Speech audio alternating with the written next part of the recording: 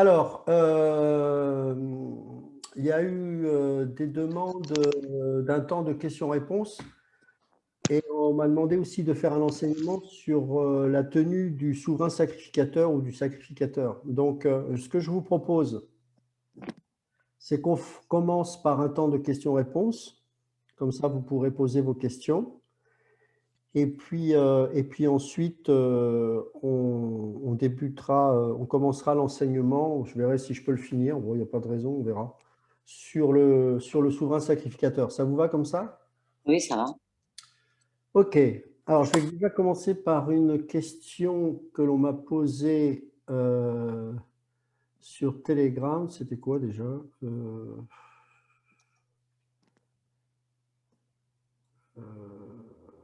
Alors, pour le retrouver là-dedans. Bon, en gros, je m'en souviens à peu près. C'est une question concernant un problème de compréhension du passage de Romains chapitre 11.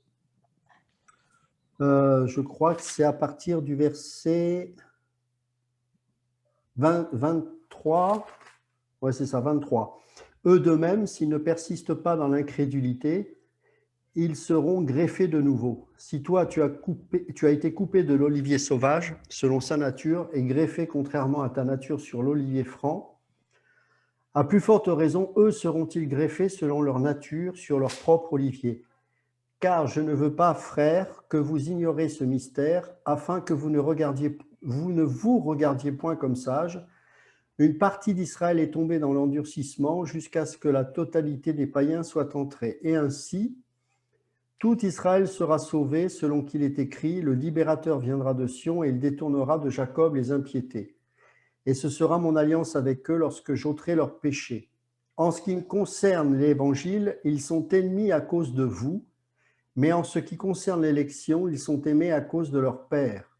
Car les dons et l'appel de Dieu sont irrévocables, de même que vous avez autrefois désobéi à Dieu et que par leur désobéissance vous avez maintenant obtenu miséricorde, de même ils ont maintenant désobéi, afin que par la miséricorde qui vous a été faite, ils obtiennent aussi miséricorde. Car Dieu a renfermé tous les hommes dans la désobéissance pour faire miséricorde à tous. Et on finit par une magnifique doxologie. Ô profondeur de la richesse, de la sagesse et de la science de Dieu, que ses jugements sont insondables et ses voies incompréhensibles, car qui a connu la pensée du Seigneur ou qui a été son conseiller? Qui lui a donné le premier pour qu'il ait à recevoir en retour? C'est de lui, par lui et pour lui que sont toutes choses, à lui la gloire dans tous les siècles. Amen. Bon, alors c'est toujours un passage... alors, c'est pas compliqué, on l'a rendu compliqué parce que quand on veut amener une forme de théologie et que forcément c'est un peu tarabiscoté si on suit l'interprétation correcte des textes, on essaye de découper des passages pour sortir du contexte ces passages afin de rentrer dans la théologie particulière qu'on veut développer. Mais en fait, si on est un tant soit peu objectif, c'est très simple. Alors, je vais quand même vous lire avant les versets d'avant pour qu'on comprenne bien le contexte de Romains 11. Verset 1 du chapitre 11, Paul parle ainsi. Je dis donc, Dieu a-t-il rejeté son peuple? Donc là, il parle du peuple juif. Loin de là, car moi aussi, évidemment, il parle de lui, je suis israélite, de la postérité d'Abraham, de la tribu de Benjamin. Dieu n'a point rejeté son peuple qu'il a connu d'avance. Ne savez-vous pas ce que l'Écriture rapporte d'Élie? Comment il adresse à Dieu cette plainte contre Israël? Seigneur, ils ont tué tes prophètes, ils ont renversé tes autels, moi seul je suis resté et ils cherchent à m'ôter la vie. Mais quelle réponse Dieu lui donne-t-il? Je me suis réservé 7000 hommes qui n'ont point fléchi le genou devant Baal. De même aussi dans le temps présent, il y a un reste selon l'élection de la grâce. Or, si c'est par grâce, ce n'est plus par les œuvres. Autrement, la grâce n'est plus une grâce. Verset 7, quoi donc? Ce qu'Israël cherche, il ne l'a pas obtenu, mais les élus l'ont obtenu, tandis que les autres ont été endurcis.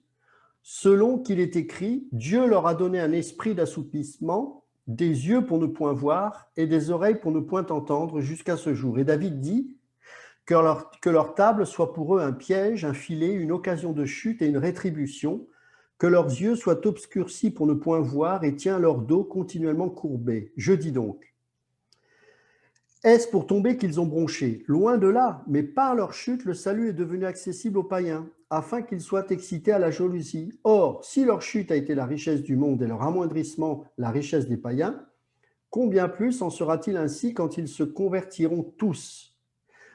Je vous le dis à vous païens, en tant qu'apôtre des païens, je glorifie mon ministère, afin s'il est possible d'exciter la jalousie de ceux de ma race et d'en sauver quelques-uns. Car si leur mise à l'écart a été la réconciliation du monde, que sera leur réintégration sinon le passage de la mort à la vie? Or, si les prémices sont saintes, la masse l'est aussi. Et si la racine est sainte, les branches le sont aussi. Mais si quelques-unes des branches ont été retranchées, et si toi qui étais un olivier sauvage, tu as été greffé à leur place et rendu participant de la racine nourricière de l'olivier, ne te glorifie pas aux dépens de ces branches. Si tu te glorifies, sache que ce n'est pas toi qui portes la racine, mais que c'est la racine qui te porte. Tu diras donc, les branches ont été retranchées afin que moi je sois greffé. Cela est vrai. Elles ont été retranchées par cause d'incrédulité, et toi tu subsistes par la foi. Ne t'abandonne pas à l'orgueil, mais crains, car si Dieu n'a pas épargné les branches naturelles, il ne t'épargnera pas non plus. Considère donc la bonté et la sévérité de Dieu, sévérité envers ceux qui sont tombés et bonté de Dieu envers toi si tu demeures ferme dans cette bonté. Autrement, tu seras aussi retranché. Eux de même, s'ils ne persistent pas dans l'incrédulité, ils seront greffés si, il est bien dit si, d'accord? Si toi, tu as été coupé de l'olivier sauvage selon la nature et greffé contrairement à ta nature sur l'olivier franc, à plus forte raison, eux seront-ils greffés selon leur nature sur leur propre olivier, etc. etc. Je voudrais qu'on lise également la première épître de Pierre pour comprendre, pour développer cette compréhension de ce passage. Première épître de Pierre, chapitre 1, et au verset 10. Regardez ce qu'il est écrit. Les prophètes, donc là il parle des prophètes de l'Ancienne Alliance, les prophètes qui ont prophétisé touchant la grâce qui vous était réservée, c'est-à-dire nous, ont fait, donc les prophètes de l'Ancienne Alliance, ont fait de ce salut l'objet de leur recherche et de leur investigation. Ils voulaient sonder l'époque et les circonstances marquées par l'Esprit de Christ. Alors, j'ai Alpha qui essaie de se connecter. Je ne sais pas pourquoi il n'y arrive pas. Il voulait sonder les époques et les circonstances marquées par l'Esprit de Christ, c'est-à-dire qu'ils avaient l'Esprit de Christ, d'accord? Et ils sondaient le Machia à venir. Il leur fut révélé que ce n'était pas pour eux-mêmes, mais pour vous qu'ils étaient les dispensateurs de ces choses que vous ont annoncées maintenant, ceux qui vous ont prêché l'Évangile par le Saint-Esprit envoyé du ciel et dans lequel les anges désirent plonger leur regard.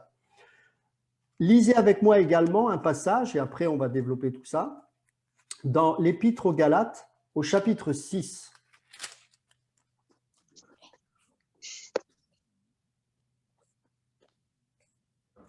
Verset 12. Tous ceux qui veulent se rendre agréables selon la chair vous contraignent à vous faire circoncire, uniquement afin de n'être pas persécutés pour la croix de Christ.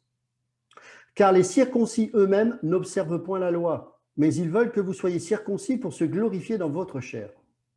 Pour ce qui me concerne, loin de moi la pensée de me glorifier d'autre chose que de la croix de notre Seigneur Jésus-Christ, par qui le monde est crucifié pour moi comme je le suis pour le monde. Car ce n'est rien d'être circoncis ou incirconcis. Ce qui est quelque chose, c'est d'être une nouvelle création. Paix et miséricorde sur tous ceux qui suivront cette règle et sur Israël de Dieu. Ah, ça c'est important. C'est qu'il faut comprendre pour lui que signifie, donc pour l'apôtre Paul, Israël. Regardez également, et je terminerai avec ça pour la lecture, Galates chapitre 2.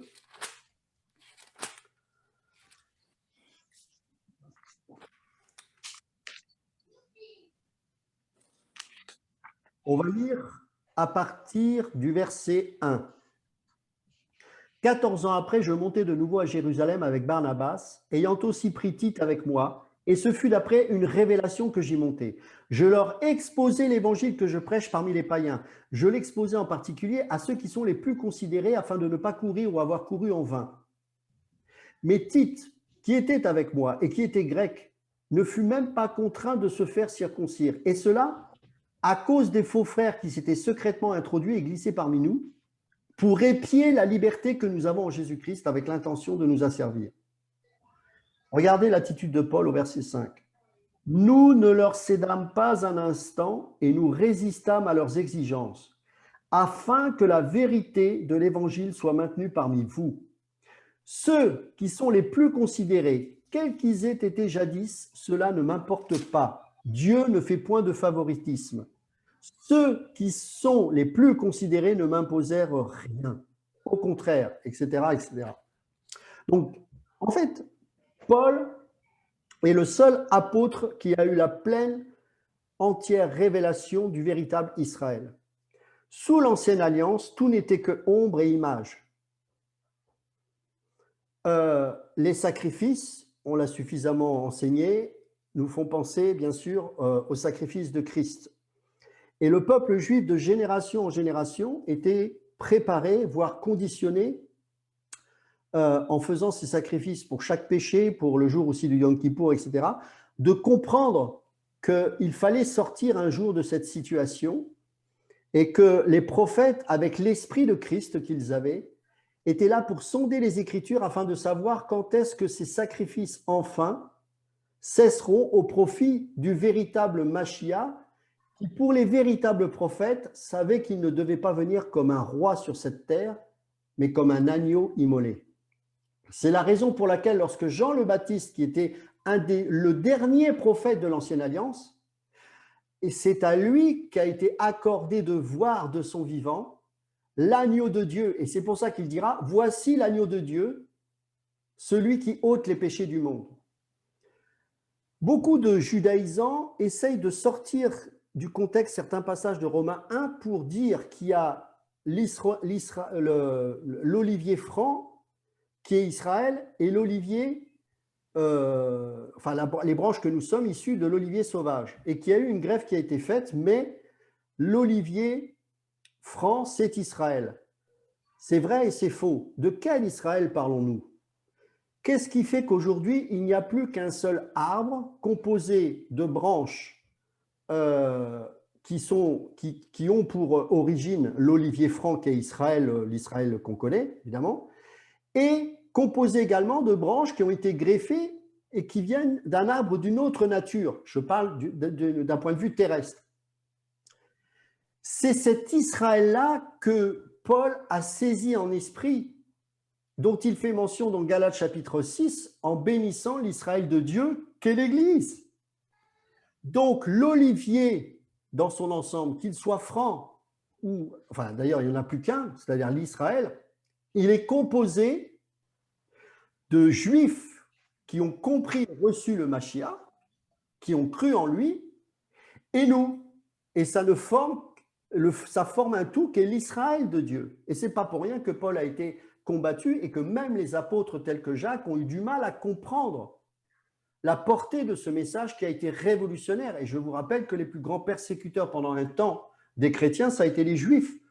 Et c'est pour ça que Paul disait qu'ils refusent la croix parce qu'ils savent qu'en imposant un joug qu'eux-mêmes n'arrivent pas à porter, ils veulent se glorifier dans la vie des autres en leur mettant un joug. Et ce joug qu'eux-mêmes n'arrivaient pas à respecter, ils veulent l'imposer aux autres afin que le peuple ne soit pas libre. Or, c'est pour la liberté que Christ nous a affranchis et que la nation d'Israël, telle que Dieu l'a perçue depuis toujours, c'est une Israël spirituelle, libérée de tout fardeau inutile. Et c'est pour ça qu'il parle de circoncision et d'incirconcision, là je parle de Paul, en disant que ce n'est pas ça qui compte. Et il dira également dans l'Épître aux Romains que ce qui compte, c'est d'être circoncis du cœur. Et lui, il avait clairement reçu que désormais, l'Israël de Dieu, eh bien, c'est l'Église. Elle était composée de Juifs et du tout Israël. Quand il parle du tout Israël sera sauvé, c'est de cet Israël-là. Les Juifs qui, certains se tourneront vers Christ, et il y en a, peu certes, mais il y en a. Et puis, n'oubliez pas que c'est un reste. Tout comme nous faisons partie d'un reste, ce n'est pas la multitude des païens, et que lorsque tout Israël se tournera vers Dieu, alors viendra la fin, et c'est ce qu'il est en train de dire. c'est que l'Israël terrestre n'était, et c'est en fait c'est comme le tabernacle. Rappelez-vous quand je vous ai enseigné le tabernacle, et on le verra tout à l'heure avec les souverains, la tenue du souverain sacrificateur, ça a une signification et une portée spirituelle. Eh bien, Israël terrestre avait comment dirais-je, une application spirituelle.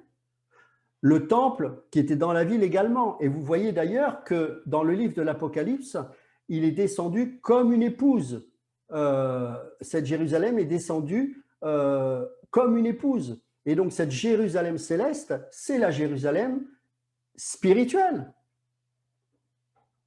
C'est-à-dire que la finalité de tout ça, c'est de former un corps spirituel. Et il a commencé par choisir un peuple, peut-être un des plus misérables de la terre, mais Dieu fait grâce, et d'ailleurs je pense qu'il l'a fait exprès, pour commencer à préparer les consciences. Vous savez, Jésus parlait en parabole. Et bien de la même manière, Israël sous l'Ancienne Alliance, aujourd'hui, nous devons le comprendre avec un regard et une portée spirituelle. C'est ce que les pères de l'Église avaient compris. Donc, lorsqu'il est dit, on va reprendre Romains 11, chapitre 23, non, c'était 25 la question. Car je ne veux pas, frères, que vous ignorez ce mystère, afin que vous me regardiez non point comme sage. Une partie d'Israël est tombée dans l'endurcissement, jusqu'à ce que la totalité des païens soit entrée. Où? Ben, dans cet Israël avec cette dimension spirituelle. On ne va pas devenir juif, on est d'accord. Donc, l'endurcissement d'Israël trouvera pour aboutissement la totalité des païens convertis, ceux qui sont choisis par Dieu au salut, et ensuite le reste également d'Israël se tournera vers Christ pour ne former qu'une seule nation qu'est Israël. Et Pierre commencera à comprendre ces choses également, puisqu'il dira dans 1 Pierre chapitre 2, versets 9 à 10, 5 à 10, « Vous êtes une nation sainte, un sacerdoce royal. » Vous remarquerez qu'il utilise un langage de l'Ancien Testament, un langage sacrificiel, un langage lié au souverain sacrificateur, parce qu'il lui aussi avait compris. En fait, les deux apôtres les plus importants, ce sont eux qui ont compris cette dimension spirituelle. Paul principalement et bien sûr Pierre aussi. Alors je ne sais pas, c'était Cécile, je crois que tu avais posé cette question, je ne sais plus si c'était Cécile ou quelqu'un d'autre. Oui, c'était Cécile. Ouais, est-ce que j'ai répondu, Cécile? Oui, ouais. Je suis arrivée un petit peu tard, mais oui, j'ai compris. D'accord. Ouais. Merci. Alors, est-ce qu'il y a une autre question?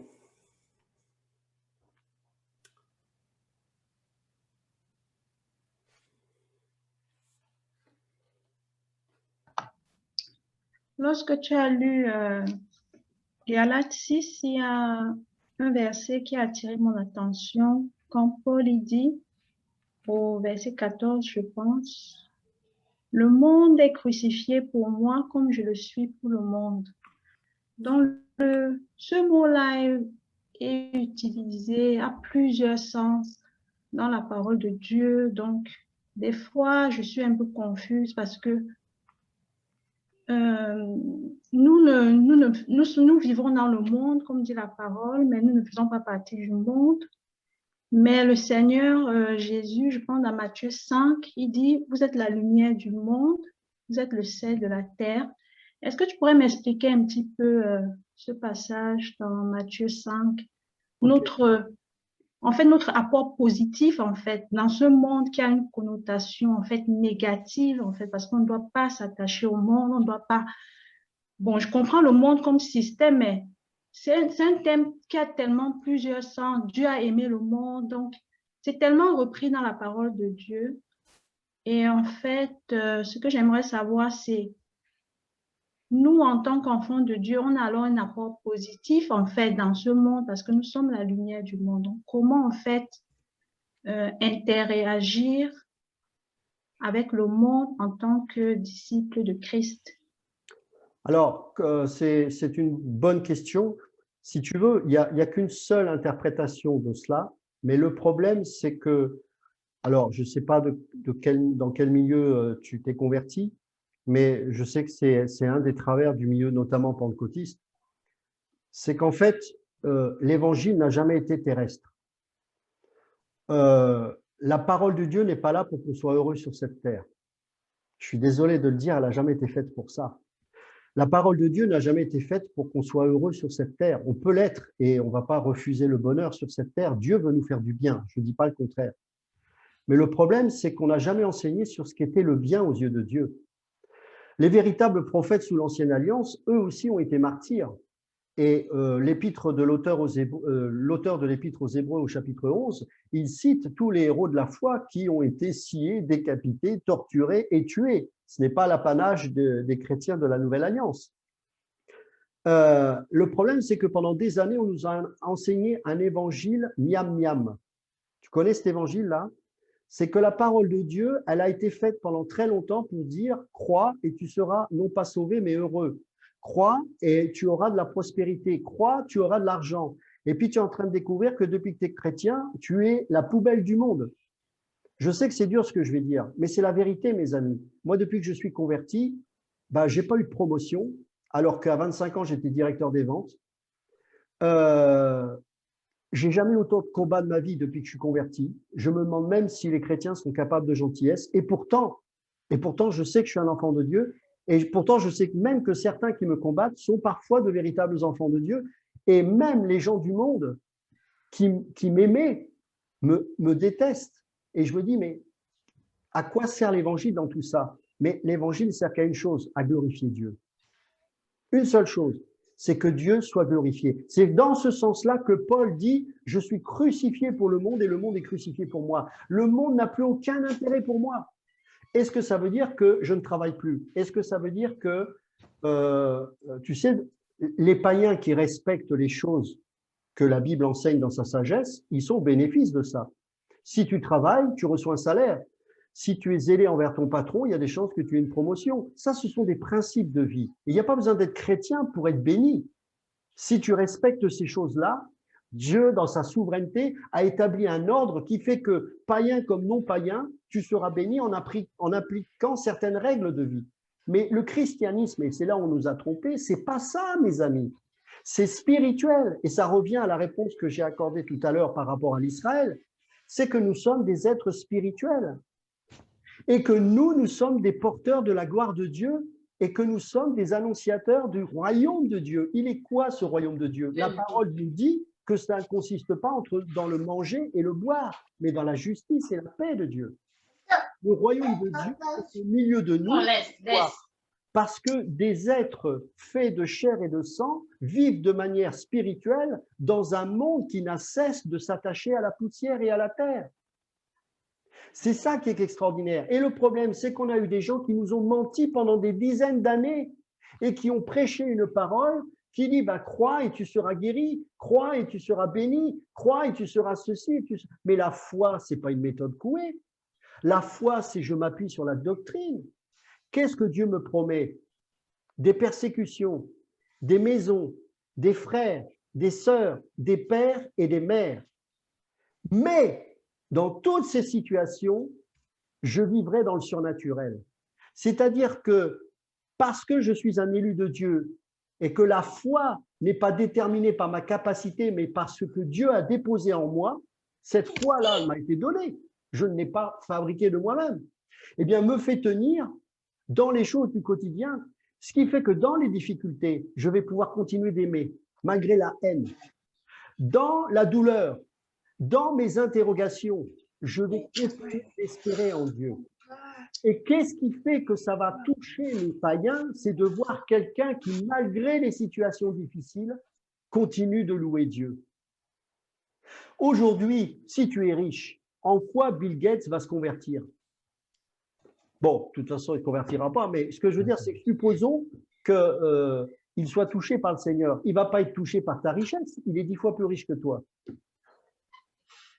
Il va être touché parce que tu portes la gloire de Dieu en toi. Marie Durand a été en prison. Johanna, rappelle-moi, c'est 35 ans, c'est ça? J'arrive jamais à savoir. 28. J'ai été là-bas, je ne sais toujours pas, il faut le faire. Eh ben, qu'est-ce qui fait qu'elle n'a jamais désespéré? Imagine si elle avait entendu le faux évangile qu'on a entendu depuis des années, elle aurait fait une dépression. Heureusement que les prédicateurs qui l'enseignaient, ceux de la Réforme, ont enseigné correctement, comme les Calvins, comme les Viré, comme Pierre et tant d'autres, comme Théodore de Bèze, tous ces gens-là qui n'ont jamais prêché un évangile qui consiste à être heureux sur la terre. Et donc, du coup, on se dit, mais pourtant Jésus, il a aimé le monde, mais de quelle manière il a aimé le monde? En se sacrifiant. Il s'est sacrifié pourquoi? Il y a des gens, tu as peut-être entendu parler de cette doctrine, qui est la doctrine de la prospérité, qui dit que le Seigneur s'est dépouillé pour nous rendre riches. Mais de quelle richesse parlons-nous? Quelle offense de dire ça par rapport aux apôtres qui ont vécu dans le dénouement, dans la détresse. Ils étaient riches parce qu'ils vivaient dans le surnaturel en permanence. Parce que lorsqu'ils étaient en prison, ils ne cherchaient pas à s'en échapper. Ils louaient Dieu parce qu'ils s'estimaient indignes d'être martyrs pour la cause de Christ. Regarde, aujourd'hui, bon, j'ai une vision globale du monde, hein, pas du monde chrétien, c'est pas dedans, j'ose espérer, mais regarde la trouille que des chrétiens, et d'ailleurs beaucoup de gens ont du mal à prendre position par rapport à cette situation dans ce monde. Pourquoi? Parce que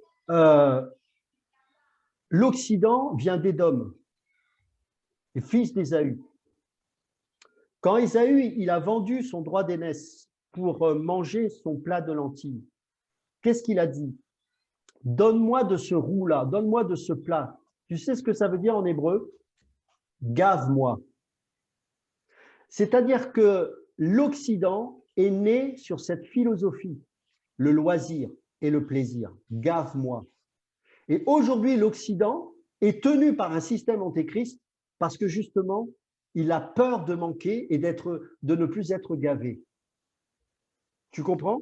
Et l'évangile, malheureusement, a suivi, enfin pas l'évangile, mais les faux prédicateurs ont enseigné quelque part ça, l'esprit du monde, qui est du gave-moi. C'est une forme de loisir déguisé. On prêche un évangile qui n'est pas vrai. On ne prépare pas le peuple à la persécution. On ne prépare pas les enfants au contentement. Combien de fois Paul nous a dit « Contentez-vous de ce que vous avez ». Jésus lui-même l'a dit, mais contentez-vous du manger et du boire. Dieu vous le donnera. Si c'est dans un château, tant mieux. Si c'est dans une prison, vous l'aurez d'une manière ou d'une autre. Donc, ce qui compte, ce n'est pas de savoir où je suis, mais de quoi je vis. C'est très différent. Et la parole déclare que l'homme ne vivra pas de pain seulement, mais de toute parole qui sort de la bouche de Dieu. Matthieu 4,4. On n'affronte pas l'ennemi. Bon, l'ennemi a été affronté une fois pour toutes, mais comprenez mon langage. Le diable, il se régale. Il est le Dieu de ce siècle. Si on utilise cette parole juste pour obtenir des biens terrestres, ça va être compliqué. Parce que je vous rappelle que lorsque Jésus a été emmené par l'Esprit dans le désert pour être tenté, n'oubliez pas une chose, c'est que Satan a utilisé la parole de Dieu. Transforme ces pierres en pain. Regarde ces royaumes, tout est à moi. Prosterne-toi devant moi et je te donnerai ces choses. Jésus a utilisé la parole, mais d'un point de vue spirituel. Mes amis, le combat, depuis Adam, il a toujours été là. Caïn ou Abel? La postérité du serpent ou la postérité d'Abraham, spirituellement parlant, ou la portée de Christ? Nous sommes des enfants de la foi. La loi est une parenthèse. Nous ne sommes pas les enfants de Moïse, hein. Ce n'est pas pour rien. Nous sommes des enfants d'Abraham. Et le véritable Israël, et c'est là où les deux Israël et l'Israël et nous, les païens, se réunissent, c'est que les deux qui se réuniront se déclareront enfants d'Abraham et pas de Moïse. Et ces enfants d'Abraham, Dieu leur a dit à Abraham, mais il a parlé à sa descendance qui était dans ses reins, regarde les étoiles, aussi nombreuses que ces étoiles que tu vois dans le ciel sera ta descendance. L'Israël, elle brille comme une étoile au ciel. C'est toi, c'est moi, c'est Jacob, c'est Cohen, c'est Henri, c'est Robert, c'est tous ces gens-là que Abraham a vus. Tu comprends? Donc, ici, dont il est fait mention, justement, l'épître aux Galates, c'est pour moi pratiquement une épître à connaître par cœur. C'est l'épître de la grâce et de la liberté en Christ. C'est l'épître qui dit que Galates chapitre 2, verset 20, ce n'est plus moi qui vis, c'est Christ qui vit en moi. C'est déterminant. Le message de la croix, c'est que ton ego n'est pas là pour avoir une légitimité. C'est Christ qui vit en toi. Ça ne veut pas dire que tu es passif et que tu n'as rien à faire, mais que tout est fait pour que tu sois porteur de la gloire de Dieu. Ton intérêt, c'est la cause de Christ, rien d'autre. Donc, peu importe dans la situation dans laquelle tu te trouves, ce qui compte, ce qui est important, c'est la gloire de Christ. Donc, le message de la croix, c'est justement de comprendre que la croix, c'est l'essence même du véritable évangile. C'est le désintérêt au monde. Et lorsque Christ est mort à la croix par amour pour ce monde, c'est une exposition au monde d'un scandale, un Dieu crucifié. Dieu fait homme, pardon, et crucifié à la croix. C'est un scandale. C'est pour ça que la croix est un scandale, parce que le monde, et malheureusement beaucoup de religieux, y compris évangéliques, n'acceptent pas ce scandale. C'est une énigme. C'est une énigme.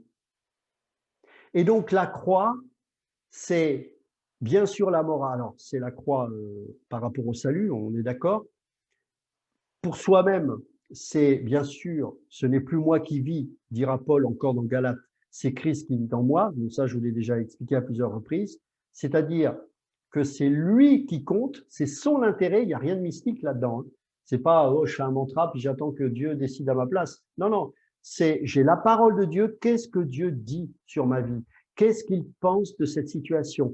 Quel est mon avenir? Qu'est-ce que le salut? Qu'est-ce que je suis destiné à vivre? Et je saisis par la foi ces paroles et je décide de les mettre en pratique, indépendamment de ce que je peux ressentir ou pas. Et ensuite, les émotions, comme je l'ai expliqué précédemment également, attestent que ce que je fais est correct et le Seigneur se réjouit au travers de l'Esprit de Dieu qui est en moi. Donc, tu peux être Premier ministre, comme Joseph, et puis précédemment faire 20 ans de tôle. Dans les deux cas, tu seras béni. En prison, eh bien, il a dirigé. Et quand il était avec Pharaon, il a dirigé. Ta grâce, Dieu ne se repent pas de ses dons, pardon. Et donc, ces dons se manifestent dans toutes les situations possibles. Mais encore une fois, le message de la croix et le saisir pour soi-même, la liberté que nous avons en Christ, c'est d'être détaché de la peur de ce monde. Tu sais, le problème, c'est que quand on aspire à quelque chose dans ce monde, que parfois Dieu ne donnera jamais, ça fatigue. Et ça nous fait perdre la présence de Dieu dans le sens où on passe à côté du but, qui est de lui rendre gloire en toutes choses. Je vois beaucoup de chrétiens qui s'obstinent. Oui, mais Dieu m'a pas donné ceci, m'a pas... Et alors? C'est quoi le problème s'il te donne pas quelque chose? La croix, c'est rationnel, c'est ça, prendre sa croix. Et alors? Est-ce que tu ne peux pas, à l'instant T, à la situation dans laquelle tu te trouves, tu ne peux pas lui rendre gloire là? Dans cet état apparent de frustration, la frustration, c'est quoi? C'est la chair qui hurle et qui va en dire « gave-moi, gave-moi ». Mais gave-moi de quoi? Gave-moi d'une augmentation de salaire, d'un congé supplémentaire, éloigne de moi ce patron qui me persécute et qui me jalouse. Gave-moi. Ça, c'est les valeurs de l'Occident. Donc, la liberté en Christ, c'est être libéré premièrement de nous-mêmes, de notre chair, de notre égoïsme et de l'amour pour le monde dans le sens charnel du terme. L'amour du monde, c'est, bibliquement parlant, c'est aimer son prochain. C'est avoir le souci des autres. Mais ce n'est pas la satisfaction de soi. Ce n'est pas Ésaü qui dit « gave-moi, donne-moi de ce roux-là ». En fait, c'est ça l'évangile. Et c'est pour ça qu'on a besoin de revenir aux bases de l'évangile. Parce qu'on a trop entendu des choses qui nous lient encore plus à la terre. Et du coup, on est déçu, on est déçu, on est déçu. Est-ce que Dieu guérit? Bien sûr qu'il guérit. Mais Dieu fait ce qu'il veut. Et je sais que la souveraineté de Dieu, elle est difficile à comprendre, mais on ne sera jamais en paix, on n'aura jamais la paix intérieure si on n'accepte pas la souveraineté de Dieu. Qu'est-ce qui fait que je suis heureux, que je n'ai pas un stress? C'est que je sais que Dieu est en contrôle de tout. Et donc, ma priorité, moi, c'est de lui rendre gloire en lui obéissant, en honorant la parole, en témoignant de lui. Mais après cela, Dieu règne et il fait ce qu'il veut. Il le dit dans le psaume. Je règne et je fais ce que je veux. Il place les méchants pendant un temps et ensuite ils s'en vont. Ce qui doit caractériser un chrétien, c'est la paix et la joie en toutes circonstances. C'est surnaturel, mais nous sommes des êtres devenus surnaturels. N'oubliez pas que nous sommes nés de nouveau. La nouvelle naissance, Génao, le nouveau commencement, je nais d'en haut, je nais spirituel. Donc, je dois vivre spirituellement. Donc, quelqu'un qui est spirituel devrait ne plus avoir peur du monde ou des choses comme ça. Je ne sais pas si j'ai bien répondu. Oui, très bien, mais j'avais mal formulé la question. Donc, la question, c'était pas au sujet de, en fait, l'évangile de la croix. La question, c'était plus par rapport au verset de Matthieu 5, en fait, que tu l'expliques sur le sel de la terre, la lumière du monde. Mais c'est ça. Donc, cette position, en fait, qu'est-ce que ça représente dans ce verset, en fait, la terre? Qu'est-ce que ça représente par rapport, spécifiquement par rapport à ce verset, le monde, en fait, c'était ça. Mais c'est ça, Valérie. Les fils de Dieu attendent, la terre, pardon, attend la révélation des fils de Dieu. Le sel, je ne sais pas si tu t'es aperçu de ça, mais quand tu mets par exemple du sel sur une plaie, ça ravive, ça cicatrise, mais ça fait mal. On est ce cicatrisant-là, c'est-à-dire qu'on révèle au monde que le monde est sous l'emprise du malin et qu'il a besoin d'un rédempteur. Donc le sel de la terre, c'est le révélateur de la cicatrice dans laquelle est ce monde. Le monde est dans une cicatrice purulente. Et nous sommes le sel qui excite cette plaie béante qu'est cette terre. Et forcément, ça réagit mal parce que ça fait mal. Il y a des gens qui nous détestent parce que ce sel-là révèle que « Aïe, non, ça brûle, n'en mets pas ». Et pourtant, c'est le seul moyen pour guérir. Bon, c'est une image, elle n'est pas parfaite, mais c'est pour donner ce sens. Le sel, c'est ça. C'est pas tu seras la tête et non la queue. Bon, tu peux être la tête. De toute façon, on est déjà la tête dans le sens où c'est Christ qui est la tête. Mais c'est pas que tu vas te sortir de tel ou tel. Tu es le sel, donc tu dois être positionné je sais pas, dans un milieu social de telle manière. Non, c'est pas ça. Ça n'a rien à voir. C'est que là où tu te trouves, tu es ce cicatrisant qui excite la plaie là, et le pus il sort. Alors, il y en a certains qui vont être guéris parce qu'ils vont accepter ce sel, c'est-à-dire que Dieu sait qu'eux, ils vont l'entendre parce qu'il les a choisis. Et puis les autres, ceux qui rejettent et qui maudissent Dieu, eh ben, ils vont te combattre. Parce que dans cette guerre-là, il n'y a pas de neutralité. Ça n'existe pas. D'accord. D'accord? Et donc, quand Dieu il fait ce qu'il veut, évidemment, ce n'est pas pour nous tuer, ce n'est pas pour nous faire du mal, ce n'est pas ça. C'est qu'il veut nous apprendre à lever la tête vers le ciel, à être heureux et qu'à chaque fois qu'il fait quelque chose qui nous paraît difficile, c'est pas parce qu'il est méchant, c'est pas pour nous faire du mal. C'est parce que sa priorité, c'est que l'image de Christ dont nous sommes le porteur se révèle de plus en plus.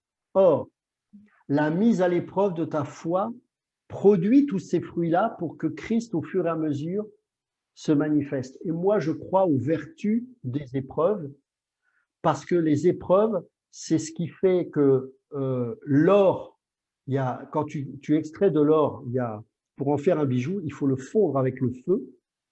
L'or fond et il y a les scories qui sortent.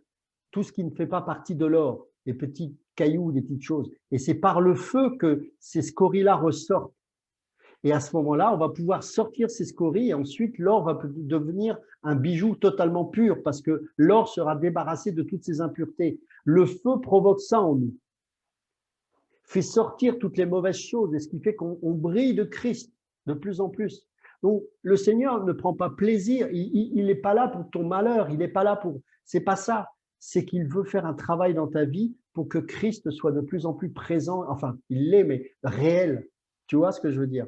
Et c'est ça l'évangile, D'accord, tu vois? d'accord. Ouais, j'ai mieux compris. Merci. Merci beaucoup, frère Ludovic. Est-ce qu'il y a Super. d'autres questions? Ouais, moi, j'ai une préoccupation. Oui, Alpha. J'ai une préoccupation par rapport à l'évangile. Je vous suis depuis bon, pas les débuts, mais quand même un bout de temps. Et je suis dans un monde, bon, moi personnellement, je vis dans un monde qui est pratiquement à l'opposé du vôtre. Ouais, ouais. J'ai, Je le sais, Alpha. je vous prends au mot. Vous aviez dit là que les systèmes occidentaux, c'est Ésaü qui dit gave-moi, gave-moi. Vous voyez? Tandis que ici, dans mon milieu, c'est tout le contraire. Donc, il n'y a rien à prendre, il n'y a rien à manger. Et les gens sont remplis dans les églises avec vraiment l'espoir de trouver ne fût-ce qu'un peu de réconfort, Ouais. non seulement d'ordre spirituel, mais parfois matériel. Ouais. Actuellement, j'ai du mal de plus en plus à aller prêcher, parce que quand je monte devant l'estrade ou bien on t'offre une chaire pour aller prêcher, tu as du mal à les amener à Christ, à leur faire comprendre que ce n'est pas ça. Ces épreuves-là, c'est pas pour vous tuer, c'est pour vous forger. Mais c'est un monde, des gens, on dirait que depuis qu'ils sont nés, ils sont dans ces épreuves-là. Vous voyez? Du Ouais. coup, ça ne passe plus. Ça ne passe plus. C'est difficile à faire comprendre à quelqu'un qui, dès sa naissance, c'est misère, misère et misère. Et finalement, il vient à Christ, il vient à Christ. On lui a déjà gavé tous ces évangiles de prospérité et tout qu'on sort. Il a un peu d'espoir. Et toi, tu reviens, tu lui dis, non, ça c'est faux. Vous voyez, ça c'est faux. Il faut persévérer. Mais ils sont un peu perdus.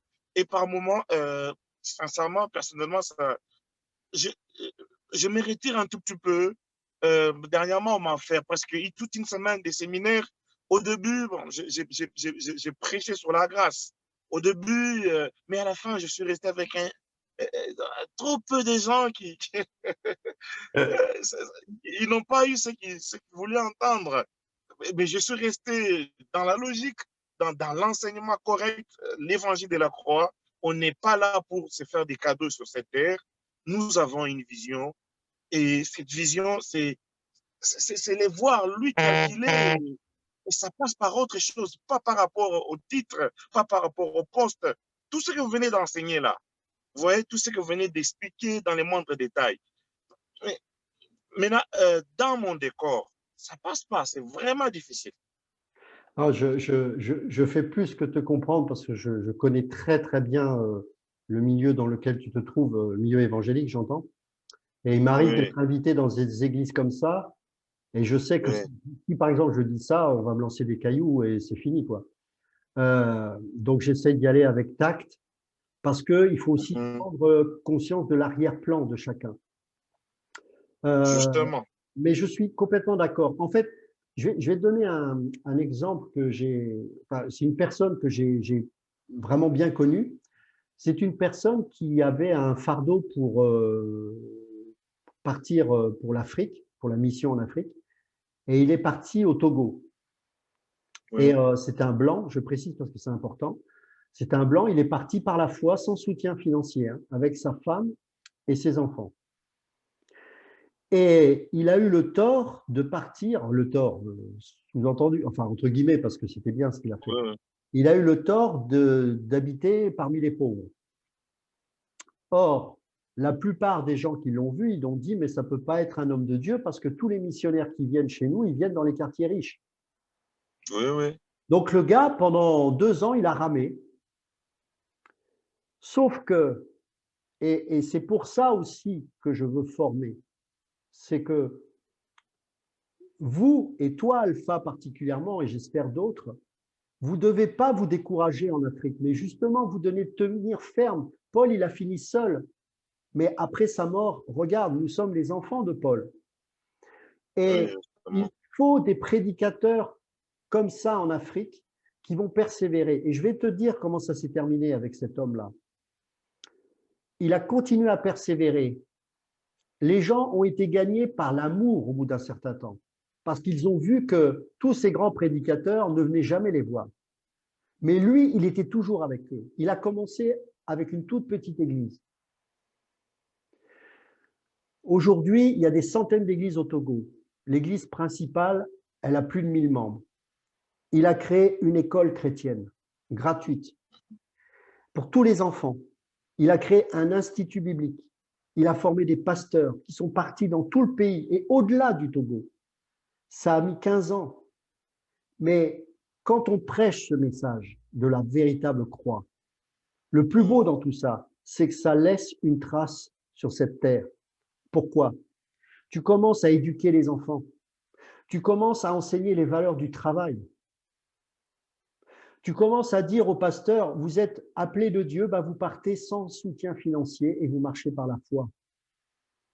Ça restructure des foyers, des couples, ça restaure des couples. Quand Calvin a établi toute la doctrine de Christ dont nous sommes issus au corps aujourd'hui, il a changé le pays de Genève. Il a établi des lois, des structures. Ça a impacté même au niveau politique. C'est incroyable. C'est-à-dire que quand on prêche un message céleste, ça impacte le monde. Parce que si la société, elle est dans le gave-moi, eh bien, elle ne vit que pour elle, mais rien pour ses enfants, rien pour les générations à venir. Or, le véritable message de Christ fait que de génération en génération, on va laisser un héritage spirituel, mais qui va laisser des traces sur cette terre. Des écoles, une manière de penser, une manière de construire, de faire une architecture, d'être un avocat, tu vois ce que je veux dire. Mais si vous tombez dans le piège du gave-moi, vous allez avoir des salles remplies, mais l'Afrique restera comme elle est, pauvre. Pourquoi? Parce que plus tu cherches du terrestre, plus tu es pauvre. Regarde l'Occident. On est en train de vous rejoindre en Occident. Parce que ce qui faisait la force de l'Occident, c'est le christianisme. Quand Zwingli, Calvin et Luther ont posé les fondements de l'Occident à partir de la réforme protestante, les pays qui sont devenus protestants sont devenus les pays les plus riches du monde. Les hommes et les femmes illettrés se sont mis à lire la Bible. Ils ont appris à lire la Bible comme les Juifs apprenaient à lire avec la Torah. Les protestants, les protestants apprenaient à lire les Écritures avec la Nouvelle Alliance.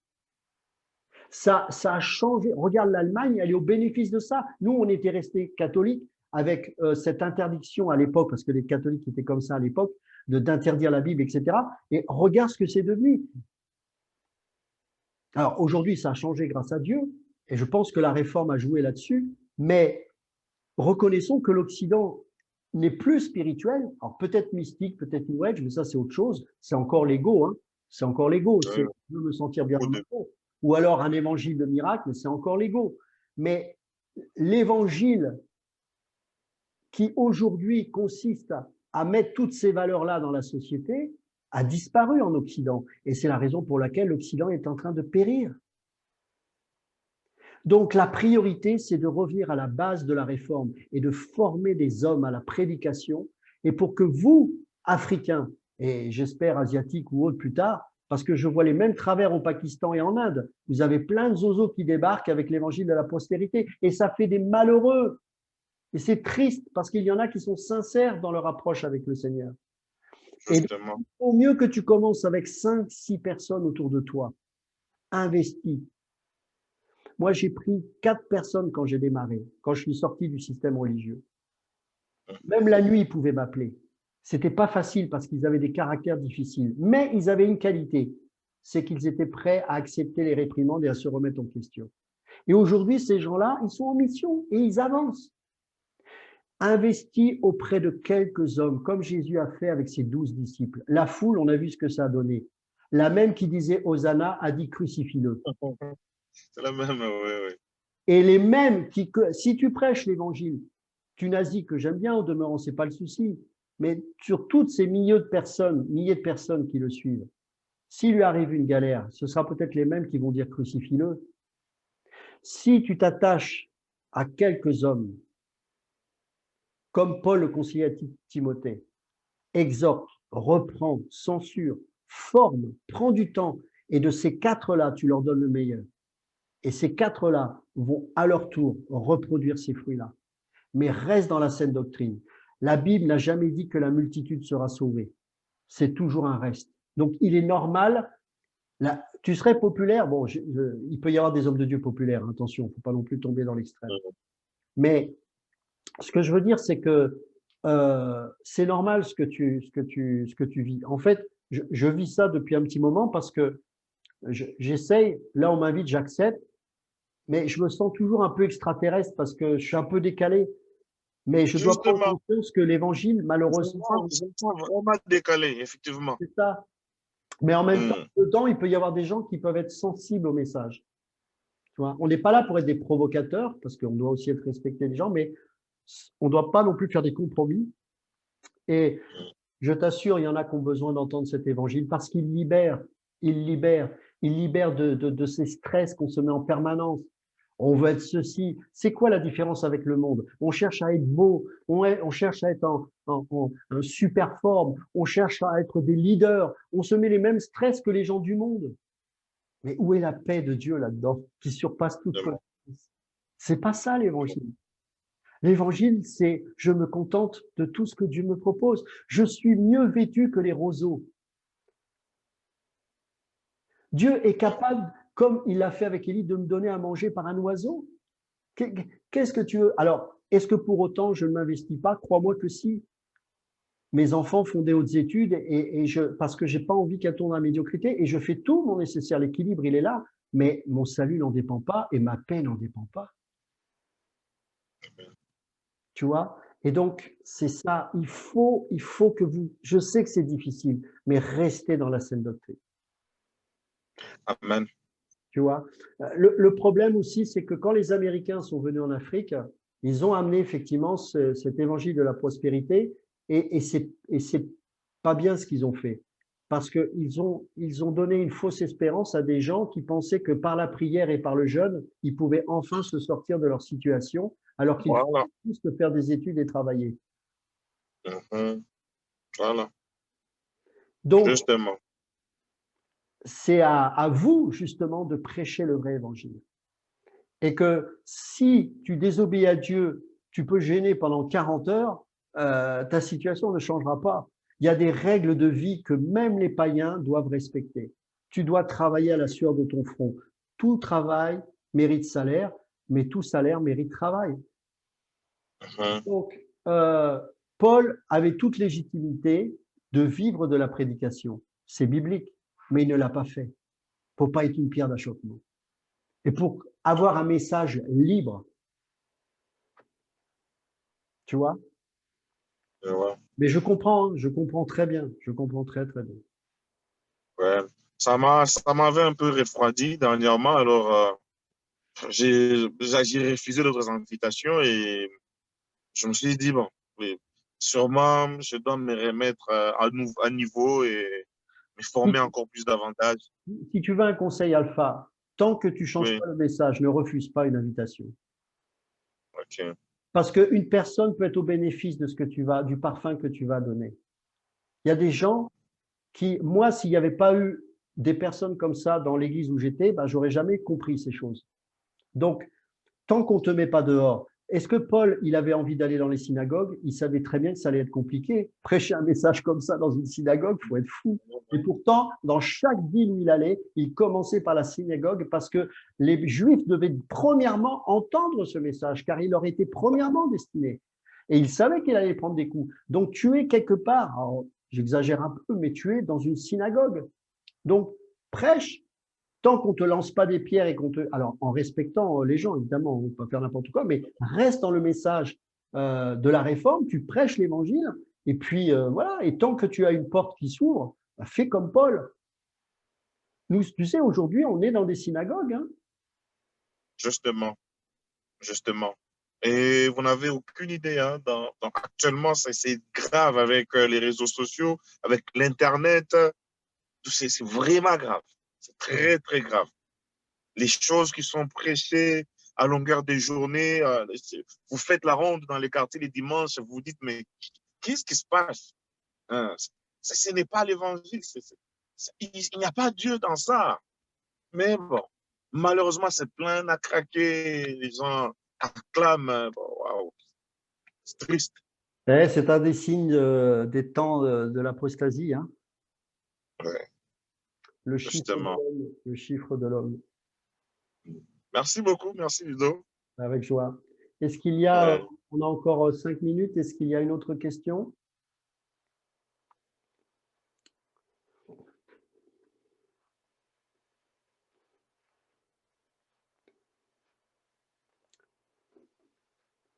C'est bon?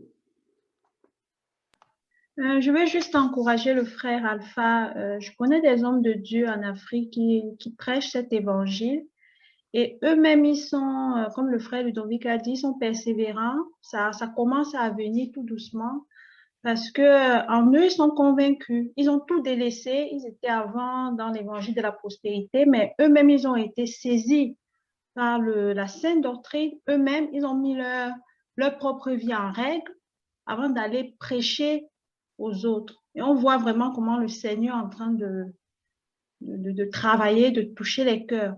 Parce que eux-mêmes, d'abord, personnellement, ils ont été saisis. Donc, ils ont été eux-mêmes d'abord transformés. Donc, quand ils ont été transformés, ils ont cru que le Seigneur peut aussi transformer les autres. Donc, ils se sont mis maintenant avec humilité. C'est plus le même style de vie, mais ils persévèrent et le Seigneur, voilà, il touche les cœurs et ils sont heureux, ils sont épanouis, ils sont en Afrique. J'en connais parce que je fais partie d'un réseau CTMI qui, en fait, est vraiment focalisé sur le message de la croix. Donc, il y a vraiment des hommes de Dieu un peu partout qui ont délaissé tout cet évangile, ils se sont alignés sur le message de la croix et ils se contentent d'un petit nombre de personnes parce que eux-mêmes, d'abord, ils ont été eux-mêmes transformés, ils ont compris qu'ils doivent déjà eux-mêmes vivre cet évangile, s'attacher à cet évangile avant d'aller prêcher. Et Ouais, c'est ça qui leur donne la force, en fait. je suis C'est ça, d'accord. en fait. Donc, je t'encourage, frère, voilà, à te nourrir, à te laisser d'abord vraiment transformer, renouveler, et tu auras la ferme conviction et encore plus de force et de courage d'aller parler avec hardiesse, avec, voilà, sans toutefois regarder à côté. Je pense que le Seigneur, il est assez puissant et même si c'est une personne, tu vas toucher dans la foule, c'est déjà beaucoup et ne regarde pas, continue sur cette ligne et puis je pense que tu vas voir les résultats, tu vas être étonné par la puissance vraiment de cet évangile. Donc, je voulais vraiment t'encourager parce que j'en connais en Afrique, un peu partout, des hommes de Dieu qui sont en train de faire ce travail. Oui, tout à fait. Merci. Il y en a beaucoup et je suis même en dehors des pasteurs à proprement parler. Je suis agréablement surpris de voir des jeunes aussi, du Gabon, du Congo, beaucoup de Congo. Pourtant, là-bas, c'était le fief de ce genre de message, la prospérité. Mais des jeunes qui vraiment supplient parfois et je peux même pas répondre. Je suis qu'un homme, si tu veux, il y en a tellement. Ils disent, ah, je t'en supplie, on est touché par le message. Voilà, donc la seule chose que je peux faire, c'est transmettre ces enseignements et que vous-même, vous puissiez les reporter. Mais je crois il y a même chez les jeunes, vraiment, et ça, c'est une très bonne nouvelle, un désir de vouloir retourner dans la saine doctrine. Ça, c'est vraiment Justement, touchant. beaucoup plus, les jeunes sont beaucoup plus réceptifs à ces messages de la sainte doctrine. Ouais. Et ce sont mes amis, ceux de ma génération. On a plus le temps de discuter, de parler et tu les recadres. Il y a d'autres à qui j'envoie vos liens et ils y reviennent et ils me posent maintenant, moi, des questions parce que ce sont des vidéos que j'ai déjà écoutées, réécoutées, écrites, c'est entré. Les jeunes, ça va. Mais il y a cette classe-là, je peux dire, les scribes et pharisiens du temps moderne, ceux qui, oui, là, Non, mais ceux ceux-là, qui gèrent les églises. ne perds pas de temps avec eux. Ceux-là, de toute façon, là, les motivations sont pas bonnes, ils ne changeront pas, ceux-là. Mais va là où tu as des opportunités et puis surtout pense à ces jeunes. Alors, si tu en as certains qui te disent j'ai essayé de contacter le Phare Ludovic, j'y arrive pas, explique-leur, c'est pas que je veux pas, c'est que je peux pas répondre. Ouais, ouais, Donc, à tout le monde, justement. prends le relais, réponds à ma place. Voilà, c'est très bien comme ça. Je le fais déjà. Il y a une question pour Mondeur. Tu veux poser une question? Oui, oui. Une question, je rejoins. Oui, c'est une question aussi, c'est en fait une question, un petit peu une moitié une question. Je rejoins ce que tu dis parce que ça fait du bien, parce que moi, je me souviens que je me suis converti, j'étais musulman, donc quand j'ai accepté Christ dans ma vie, eh bien, j'ai jamais vécu une joie aussi intense quand j'ai été persécuté au milieu de mes parents. Et j'ai senti vraiment la joie. Wow. Je ne m'attendais pas à ça. Des crachats, vraiment des choses assez fortes. Eh bien, à l'intérieur de moi, j'ai senti une joie. Je dis, mais Seigneur, je te vois, je voyais Christ. Wow. Et après, au fur et à mesure des années, j'ai commencé à fréquenter. Eh bien, j'avais perdu cette. C'était en fait ce que j'avais vécu au début, ces difficultés, c'était devenu des bons souvenirs. Et alors qu'après, pendant que j'allais à l'église, tout ça traditionnel, eh bien, ces choses-là, j'étais devenu plus triste. À un moment donné, j'avais plus cette ferveur, en fait. Je me laissais. Et c'est pour ça que ce message, il me percute. Et parce que dans les temps où on vit actuellement, hein, je pense que Dieu a permis cela de manière à ce que, pour ma part, personnellement, je retrouve dans le domaine spirituel ces difficultés, et à travers ces difficultés, je peux sentir la présence du Saint-Esprit déjà, hein, parce que je me dis, mais comment je vais faire? Mais il est là. Et voilà, donc, et je prends conscience, hein, de plus en plus que j'ai une croix à porter, c'est ma croix. Voilà, donc voilà, je voulais juste rajouter ça et comme quoi j'adhère vraiment à ce que tu dis. Merci mon Dieu pour ton Voilà. témoignage, c'est vraiment très fort. Et c'est vrai, c'est particulier. Je me rappelle, il y a 6 mois, je crois, j'ai eu un moment très, très dur. Mais quand je vous dis dur, vraiment, enfin, je parle psychologiquement, enfin, c'était compliqué. Et j'avais que la parole, en fait. Je pouvais même pas m'appuyer, je pouvais m'appuyer sur rien d'autre, quoi. Amen. Et, je prenais la parole, j'étais dans la chambre d'hôtel je me déplace pas mal pour le travail. J'étais vraiment mal, j'ai pas dormi de la nuit. Et à un moment donné, j'ouvre la Bible, il était là, en fait. Il était là, c'était incroyable. Il remplissait la pièce. Et finalement, je dis, mais il n'y a que ça qui peut me rendre heureux, quoi, c'est ta présence. Et je méditais la parole, mais je savais qu'il était là. L'Esprit attestait qu'il était présent dans cette chambre. Et puis, je me suis endormi vers 5 heures du matin. Et puis, je dis, Seigneur, est-ce qu'il faut vraiment que je passe par là pour que vraiment ces choses, je puisse les vivre, quoi. Et en fait, il me disait, mais j'ai toujours été là. Mais tu sais, c'est comme quelqu'un qui est dans une pièce et qui décide de se montrer réellement quand il le veut, quand il le souhaite, quand aussi la chair est moins présente. Quand j'ai remarqué, je ne sais pas pour vous si ça fait la même chose, mais quand parfois on est excessivement béni, j'ai envie de dire, c'est-à-dire tout va bien, tout. C'est compliqué. Regardez Salomon. Tant qu'il construisait le temple, il restait attaché à Dieu. Quand il a fini de construire le temple, c'est là que c'est devenu compliqué. Alors, bon, les bases étaient compliquées aussi au départ, j'en conviens. Mais quand même, il tenait. Et après, c'était parti dans n'importe quoi. Et je crois qu'il ne faut pas avoir peur de prier. Brise-moi, Seigneur. Sonde mon cœur pour savoir où j'en suis tous les jours. Demandez au Seigneur c'est pas de la mortification en charnel, c'est pas ce que je suis pas là-dedans, pas du tout. Hein. Moi, j'ai plutôt une vision hédoniste de l'évangile, un peu comme John Piper, c'est-à-dire vraiment la joie du salut, on doit l'expérimenter tous les jours. C'est une joie, la joie du salut, c'est tous les jours, c'est magnifique. On peut même pleurer, avoir des moments difficiles, mais savoir qu'au plus profond de soi-même, il y a cette joie du salut. Et je crois qu'on doit entretenir ces choses. Mais on ne doit pas avoir peur tous les jours de dire, Seigneur, où j'en suis là? Sonde mon cœur.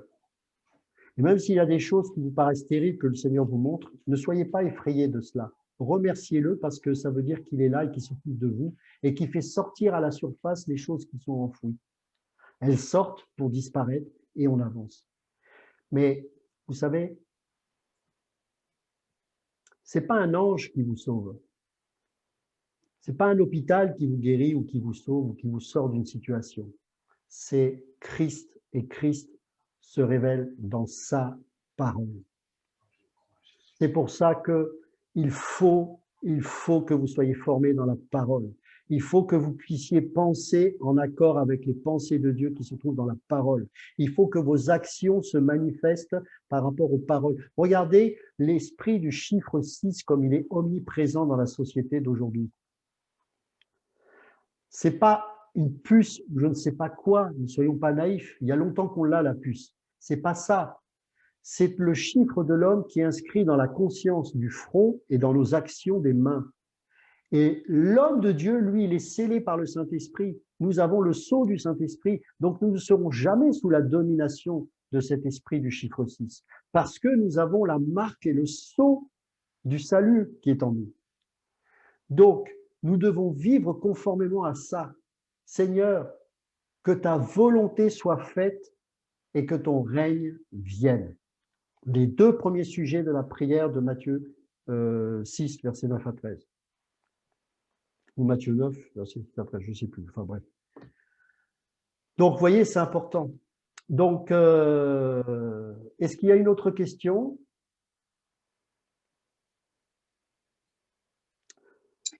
Oui, Ludovic, j'ai juste une question. C'est Linda, pardon. Ouais,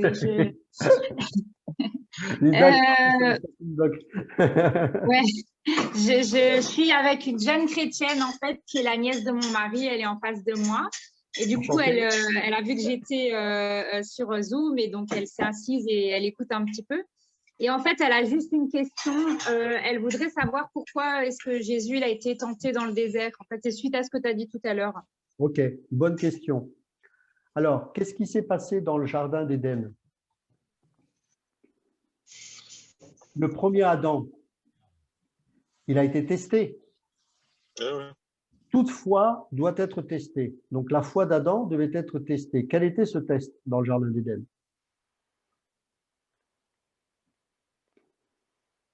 Bon, c'est facile, là. C'était quoi le test? Obéissance. Ben oui, Oui. exactement. L'obéissance, c'était quoi? De ne pas goûter du fruit de l'arbre de la connaissance du bien et du mal. On est d'accord? Est-ce qu'il a réussi le test? Pas du tout. Non. OK. Rappelez-vous que c'est Dieu qui a placé l'homme dans le jardin d'Éden. Vous êtes d'accord avec moi? Oui. OK. C'est qui le dernier Adam? Yeshua. OK. Jésus, il a été emmené lui aussi quelque part par l'Esprit de Dieu. Alors, ce n'était pas un jardin, c'est un désert. Pour réussir là où le premier Adam ne pouvait pas réussir. Parce que l'arbre de la connaissance du bien et du mal, c'était Satan. Et donc, il a affronté Satan. Et il a remporté cette victoire. Alors, la victoire totale, c'est à la croix, on est d'accord. Mais dans le jardin d'Éden, il fallait qu'il soit transporté par l'Esprit dans ce jardin qui était un mauvais jardin, puisque c'était un désert. Mais pourquoi c'est un désert?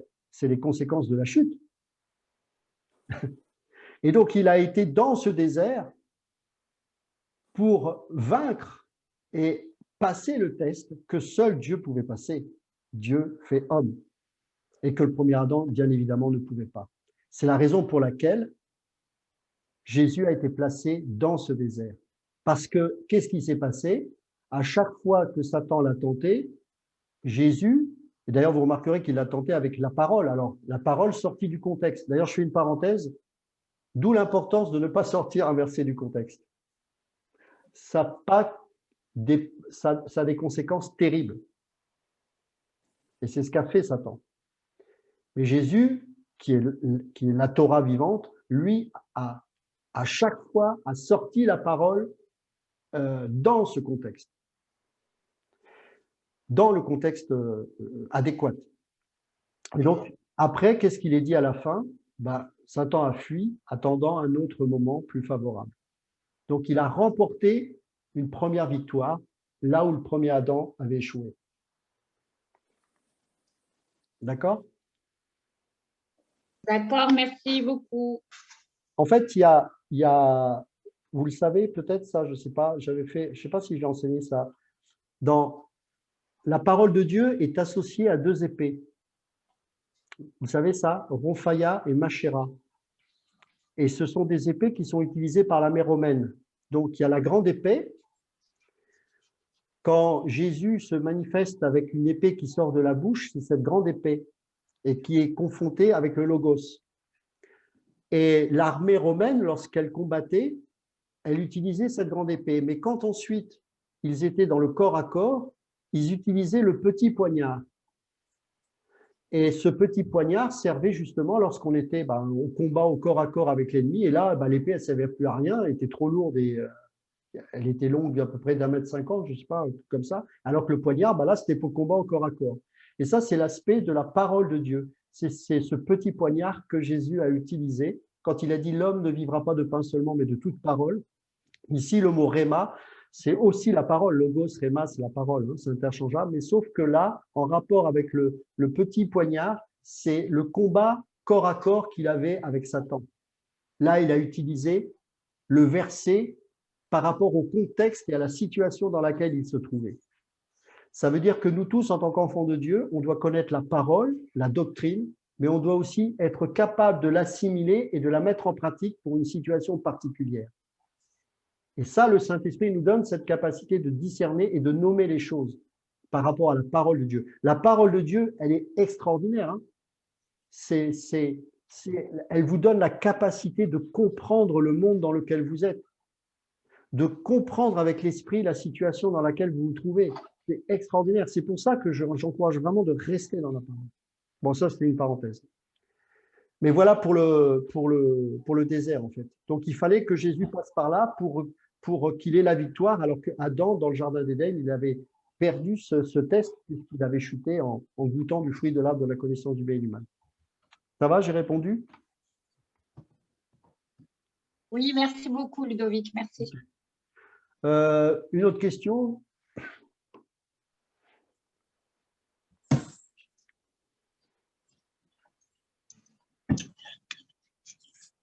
J'en ai peut-être une, je ne sais pas si c'est une bonne question. La différence, okay, la différence entre l'esprit et l'âme, je comprends un peu, j'ai une idée que l'esprit, qu'est-ce que c'est, mais entre les deux, je ne crois pas c'est quoi. D'accord, très bonne question. On va prendre la première épître aux Thessaloniciens, au chapitre 5 et au verset 23.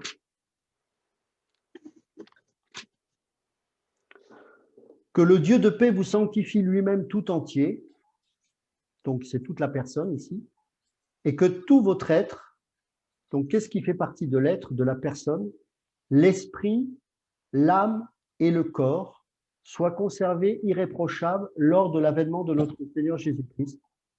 Celui qui vous a appelé est fidèle et c'est lui qui le fera. Alors, en grec, il y a une distinction qui est assez facile, puisqu'il y a le mot psyché et pneuma. D'accord? En hébreu, c'est plus compliqué parce que parfois, lorsqu'il est dit esprit en hébreu, c'est parfois l'âme. Le mot roua, en hébreu, qui signifie esprit, est interchangeable en fait. Mais en grec, c'est beaucoup plus simple parce que les mots sont plus précis en grec. Donc, il y a 2 courants de théologie, je ne vais pas m'attarder dessus parce que ce n'est pas très important, ça ne va pas changer la face du monde. Il y a certains qui disent que l'âme et l'esprit ne font qu'un, enfin, c'est qu'une seule chose. Et d'autres théologiens disent qu'il y a bien 3 parties. En fait, l'âme, c'est le siège de ce que tu es en tant que personne. C'est l'intelligence, ce sont les émotions, c'est là où on trouve tes motivations. Le cœur et l'âme, c'est la même chose. Quand dans la Bible, il est parlé du cœur, c'est la motivation de l'âme. C'est la motivation. Qu'est-ce qui te pousse à faire ça? C'est ton cœur. D'accord? Donc, le cœur et l'âme sont intimement liés. Et donc, c'est ton intelligence, tes émotions, ta capacité à discerner les choses humainement parlant. Voilà, c'est toi. D'accord? Et c'est dans l'âme qu'il y a aussi l'ego. Ensuite, l'esprit, c'est tout simplement la partie spirituelle de l'homme. Beaucoup de gens, à tort, pensent que lorsqu'on n'est pas né de nouveau, l'esprit est mort. Non, non, non, non, non, non. Les sorciers font des voyages astraux en esprit. L'âme se balade, mais c'est par l'esprit, c'est la partie spirituelle. L'esprit est mort spirituellement, d'accord, mais l'esprit existe même chez un homme non régénéré, d'accord. Maintenant, quand l'homme naît de nouveau, il est d'abord de l'esprit. C'est-à-dire que spirituellement, il devient éveillé pour Dieu. La nouvelle naissance se passe au niveau de son esprit, pneuma, d'accord? Et maintenant, dans la sanctification de tous les jours, c'est ton âme qui a besoin petit à petit d'être transformée.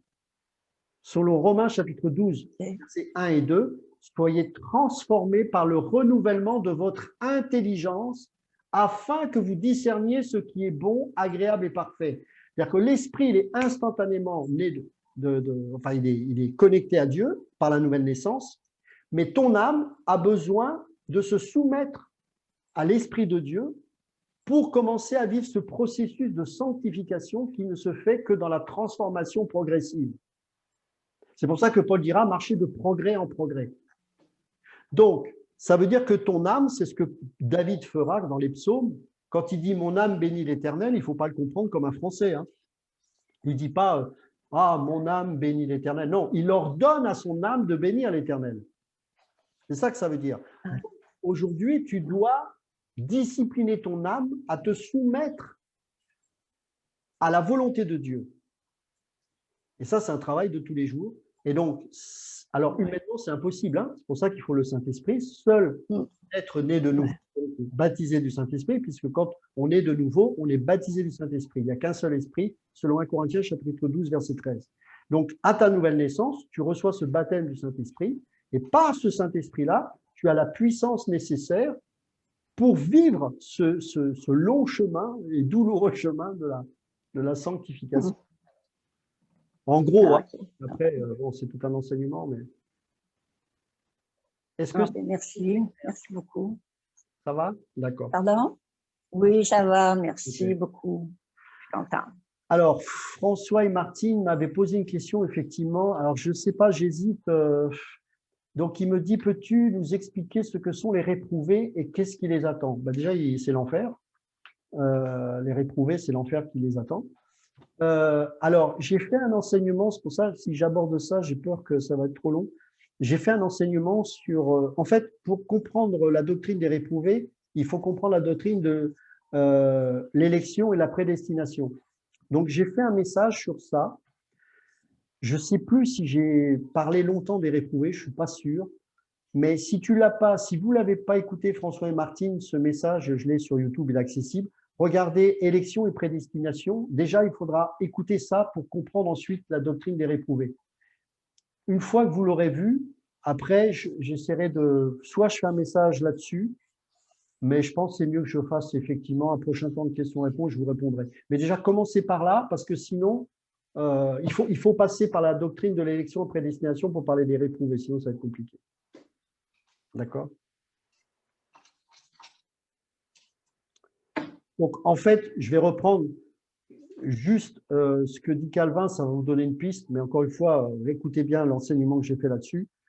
Calvin, il dit que la prédestination, c'est le conseil éternel de Dieu par lequel il a déterminé ce qu'il voulait faire de chaque homme. Car il ne crée pas tous en pareille condition, mais ordonne les uns à la vie éternelle et les autres à l'éternelle damnation. Alors, et c'est dans ce cadre-là que la doctrine des réprouvés se met en place. D'accord? Donc, mais écoutez ça tranquillement parce que je sais que c'est un message qui est un peu compliqué à expliquer.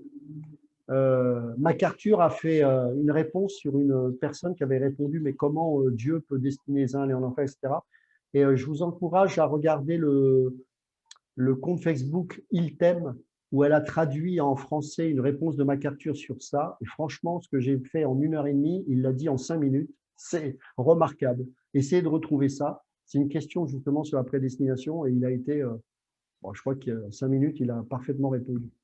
Voilà, bon, mais ça, c'est un autre sujet. Est-ce qu'il y a une autre question sur le chapitre 7? Ah oui, alors, excusez-moi, je n'ai pas encore fait le message, je suis vraiment débordé, mais je ne vais pas oublier, je vous rassure, je vais faire la dernière partie sur l'Apocalypse. La prochaine fois, oui, on pourra parler de ça, il n'y a pas de souci. D'accord. Oui, le site Il t'aime est super, hein, je vous encourage, vous pouvez y aller, c'est super. Est-ce qu'il y a une autre question?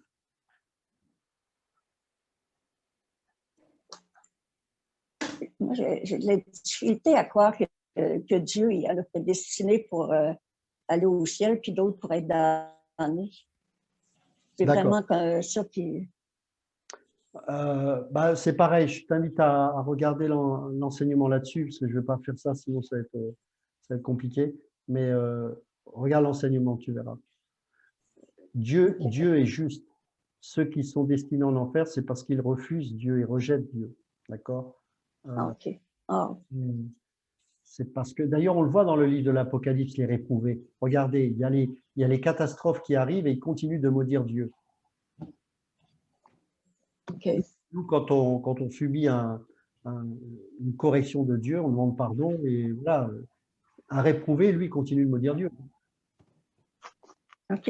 Il est juste. D'accord, voilà. J'aime mieux ça. Merci. Merci. Tu peux nous l'écrire, l'orthographe? C'est quoi? Je ne comprends pas. Oui, sur le site Facebook. Ah, oui, c'est Il t'aime, comme je t'aime, il t'aime. Ah oui, d'accord, je n'avais pas bien, excusez. C'est apostrophe IM. Une autre question?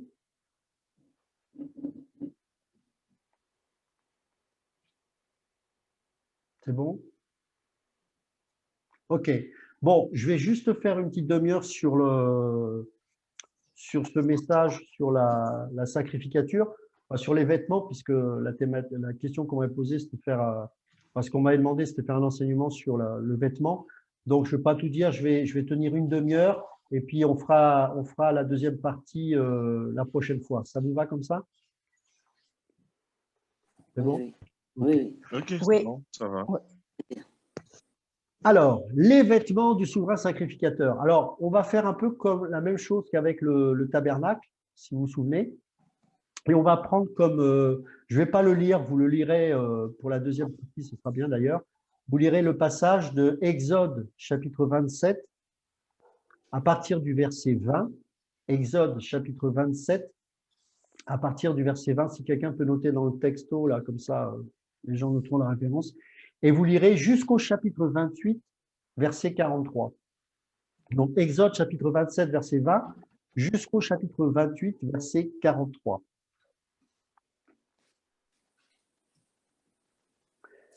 Alors, qui est notre souverain sacrificateur? Bien sûr, c'est Jésus-Christ, puisqu'il accomplit son service au ciel, dans la gloire du ciel, comme souverain sacrificateur, dans le vrai sanctuaire. Le vrai sanctuaire, il est au ciel, hein, vous le savez ça. Et ce sanctuaire, il est immuable et éternel. Donc Dieu invite son peuple à apprécier la valeur infinie de cette sacrificature. Donc Jésus est notre souverain sacrificateur et c'est pour ça que les versets dans la Nouvelle Alliance qui sont incontournables et qui nous font comprendre la hauteur de cette sacrificature, c'est bien sûr le livre aux Hébreux. Alors, je vais vous lire quelques passages. Tout d'abord, Hébreux, chapitre 3, à partir du verset 1. C'est pourquoi, frères saints qui avaient part à la vocation céleste, considérez l'apôtre et le souverain sacrificateur de la foi que nous professons, Jésus, qui a été fidèle à celui qu'il a établi comme le fit Moïse dans toute sa maison, car il a été jugé digne d'une gloire d'autant supérieure à celle de Moïse que celui qui a construit une maison a plus d'honneur que la maison même. Hébreux chapitre 6, verset 20.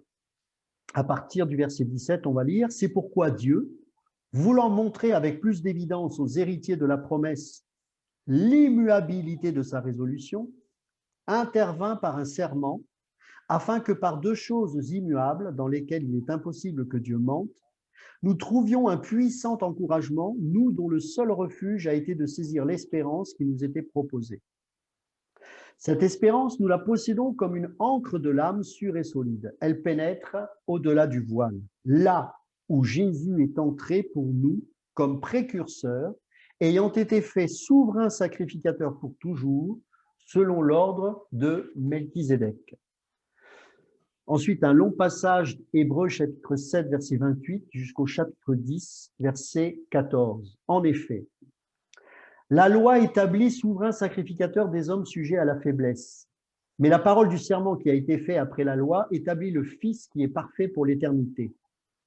Le point capital de ce qui vient d'être dit, c'est que nous avons un tel souverain sacrificateur qui s'est assis à la droite du trône de la majesté divine dans les cieux, comme ministre du sanctuaire et du véritable tabernacle qui a été dressé par le Seigneur et non par un homme. Tout souverain sacrificateur est établi pour présenter des offrandes et des sacrifices, d'où il est nécessaire que celui-ci ait aussi quelque chose à présenter.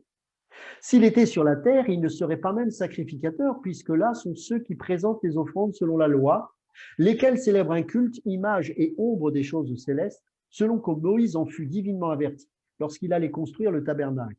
Et soin, lui fut-il dit, de faire tout d'après le modèle qui a été montré sur la montagne. Mais maintenant, il a obtenu un ministère d'autant supérieur qu'il est le médiateur d'une alliance plus excellente qui a été établie sur de meilleures promesses. En effet, si la première alliance avait été sans défaut, il n'aurait pas été question de la remplacer par une seconde. Car c'est avec l'expression d'un blâme que le Seigneur dit à Israël, « Voici, les jours viennent, dit le Seigneur, où je ferai avec la maison d'Israël et la maison de Juda une alliance nouvelle, non comme l'alliance que j'ai traitée avec leur père, le jour où je les saisis par la main pour les faire sortir du pays d'Égypte, car ils n'ont pas persévéré dans mon alliance, et moi aussi, je ne me suis pas soucié d'eux, dit le Seigneur. Mais voici, l'alliance que je ferai avec la maison d'Israël, après ces jours-là, dit le Seigneur, je mettrai mes lois dans leur esprit, je les écrirai dans leur cœur et je serai leur Dieu et ils seront mon peuple. Aucun n'enseignera plus son citoyen, ni aucun son frère en disant « Connais le Seigneur », car tous me connaîtront, depuis le plus petit jusqu'au plus grand d'entre eux, parce que je leur pardonnerai leur iniquité et que je ne me souviendrai plus de leurs péchés en disant « Une nouvelle alliance, il a déclaré la première ancienne. Or, ce qui est ancien, ce qui a vieilli est près de disparaître. » La première alliance aussi avait des ordonnances relatives au culte et le sanctuaire terrestre. Un tabernacle fut en effet construit. Dans la partie antérieure, appelée le lieu saint, étaient le chandelier, la table et les pains de proposition. Derrière le second voile se trouvait la partie du tabernacle, appelée le Saint des Saints, renfermant l'autel d'or pour les parfums et l'arche de l'alliance, entièrement recouverte d'or. Il y avait dans l'arche un vase d'or contenant la manne, la verge d'Aaron qui avait fleuri et les tables de l'alliance. Au-dessus de l'arche étaient les chérubins de la gloire, couvrant de leur ombre le propitiatoire. Ce n'est pas le moment de parler en détail là-dessus. Or, ces choses étant ainsi disposées, les sacrificateurs qui font le service entrent en tout temps dans la première partie du tabernacle, c'est-à-dire le lieu saint. Et dans le second, c'est-à-dire le lieu très saint, le souverain sacrificateur seul entre une fois par an, non sans y porter du sang qu'il offre pour lui-même et pour les péchés du peuple. Le Saint-Esprit montrait par là que le chemin du lieu très saint n'était pas encore ouvert tant que le premier tabernacle subsistait. C'est une figure pour le temps actuel où l'on présente des offrandes et des sacrifices qui ne peuvent rendre parfait sous le rapport de la conscience celui qui rend ce culte et qui, avec les aliments, les boissons et les diverses ablutions, étaient des ordonnances charnelles imposées seulement jusqu'à une époque de réformation. Mais Christ est venu comme souverain sacrificateur des biens à venir. Il a traversé le tabernacle le plus grand et plus parfait, qui n'est pas construit de main d'homme, c'est-à-dire qu'il n'est pas de cette création. Et il est entré une fois pour toutes dans le lieu très saint, non avec le sang des boucs et des veaux, mais avec son propre sang, ayant obtenu une rédemption éternelle. éternel.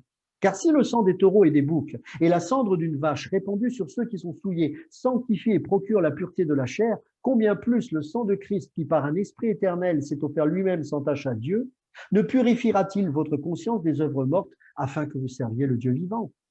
Et c'est pour cela qu'il est le médiateur d'une nouvelle alliance, afin que la mort étant intervenue pour le rachat des transgressions commises sous la première alliance, ceux qui ont été appelés reçoivent l'héritage éternel qui leur a été promis. Car là où il y a un testament, il est nécessaire que la mort du testateur soit constatée.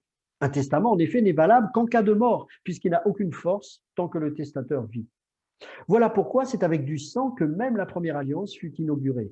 Moïse, après avoir prononcé devant tout le peuple tous les commandements de la loi, prit le sang des veaux et des boucs avec de l'eau, de la laine écarlate et de l'hysope, et en fit l'aspersion sur le livre lui-même et sur tout le peuple, en disant « Ceci est le sang de l'alliance que Dieu a ordonné pour vous ». Il fit pareillement l'aspersion avec le sang sur le tabernacle et sur tous les ustensiles du culte. Et presque tout, d'après la loi, est purifié avec du sang. Et sans effusion de sang, il n'y a pas de pardon. Alors pourquoi il dit ici presque tout? C'est parce qu'il y avait aussi l'offrande de farine, qui elle, effectivement, n'était pas une offrande de sang. C'est juste pour ça qu'il dit presque tout. D'accord? Il était donc nécessaire, puisque les images des choses qui sont dans les cieux devaient être purifiées de cette manière, que les choses célestes elles-mêmes le fussent par des sacrifices plus excellents que ceux-là.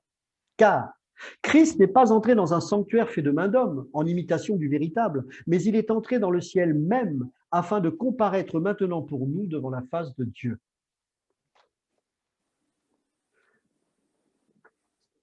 Je vais continuer un petit peu. Et ce n'est pas pour s'offrir lui-même plusieurs fois qu'il y est entré comme le souverain sacrificateur entre chaque année dans le sanctuaire avec du sang étranger. Autrement, il aurait fallu qu'il eût souffert plusieurs fois depuis la création du monde, tandis que maintenant, à la fin des siècles, il a paru une seule fois pour abolir le péché par son sacrifice. Et comme il est réservé aux hommes de mourir une seule fois, après quoi vient le jugement. De même, Christ, qui s'est offert une seule fois, vous voyez le nombre de fois, il est cité une seule fois, c'est-à-dire que c'est un sacrifice accompli, définitivement. C'est fait, c'est réglé. C'est pour ça que quand il est mort à la croix, il a dit « tout est accompli ». De même, Christ s'est offert une seule fois pour porter les péchés de plusieurs, apparaîtra sans péché une seconde fois à ceux qui l'attendent pour le salut. En effet, la loi qui possède une ombre des biens à venir, et non l'exacte représentation des choses, ne peut jamais, par les mêmes sacrifices qu'on offre perpétuellement chaque année, amener les assistants à la perfection. Autrement, n'aurait-on pas cessé de les offrir? Parce que ceux qui rendent ce culte, étant qu'une fois purifiés, n'auraient plus aucune conscience de leurs péchés. Mais le souvenir des péchés est renouvelé chaque année par ces sacrifices. Car il est impossible que le sang des taureaux et des boucs ôte les péchés. C'est pourquoi Christ, entrant dans le monde, dit « Tu n'as voulu ni sacrifice ni offrande, mais tu m'as formé un corps. Tu n'as agréé ni holocauste ni sacrifice pour le péché. Alors j'ai dit, voici, je viens dans le rouleau du livre. Il est question de moi pour faire, ô Dieu, ta volonté. » Après avoir dit d'abord, tu n'as voulu et tu n'as agréé ni sacrifice, ni offrande, ni holocauste, ni sacrifice pour le péché, ce qu'on offre selon la loi, il dit ensuite, voici, je viens pour faire ta volonté. Il abolit ainsi la première chose pour établir la seconde. C'est en vertu de cette volonté que nous sommes sanctifiés par l'offrande du corps de Jésus-Christ une fois pour toutes. Alléluia. Et tandis que tout sacrificateur fait chaque jour le service et offre souvent les mêmes sacrifices qui ne peuvent jamais ôter les péchés, lui, après avoir offert un seul sacrifice pour les péchés, s'est assis pour toujours à la droite de Dieu, attendant désormais que ses ennemis soient devenus son marchepied, car par une seule offrande, il a amené à la perfection pour toujours ceux qui sont sanctifiés. C'est extraordinaire, hein? J'aime les Écritures, mais ce passage-là, c'est incroyable.